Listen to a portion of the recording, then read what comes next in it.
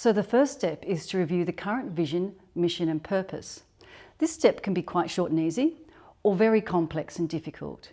It involves clearly defining why and for whom your organisation exists. The Constitution or other governing documents are a starting point, but they rarely provide enough detail, so you'll have to go further and determine if the leadership team, board and staff have a consistent view on this or not. The key questions to answer here are: why do we exist? Who do we serve? This needs to be defined precisely in regard to demographic characteristics, such as age, gender, location and other factors. In addition to identifying the primary beneficiaries, other secondary beneficiaries and stakeholders should also be identified. And what needs do they have? Again, precision here is really important. What needs do our beneficiary group have, and how will we meet these and why? How will we deliver service? At this point, this is about your core values and culture, not the model of service delivery. For example, faith-based organisations may include statements that they will deliver services consistent with the principles of their faith. Human services organisations may make statements regarding their values, such as, "We deliver services with respect for the rights of the individual, regardless of race, age or gender."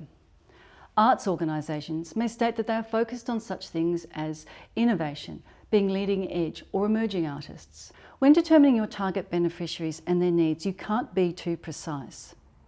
It can help to think about the potential conflicts that may arise, particularly for frontline staff, if you're unclear about any of this.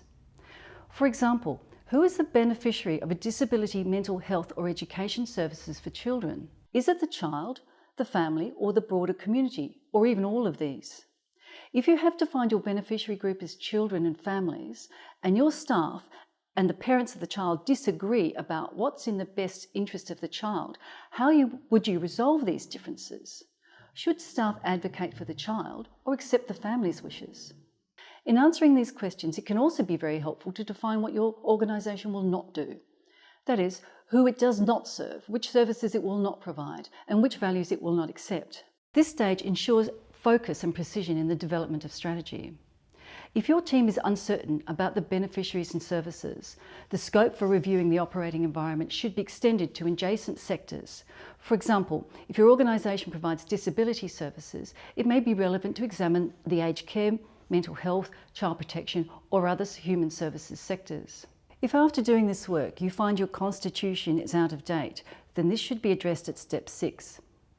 Defining your vision, mission and purpose is probably the single most important step in this process, and you should not pass go if your board and CEO haven't got real clarity and consensus. Any slight misunderstandings or disagreements create major risks for both the development of the strategy and for its effective implementation. If you're really struggling, you may want to create a draft set of statements to initiate the strategic planning process and then review and agree these after the strategic options have been developed.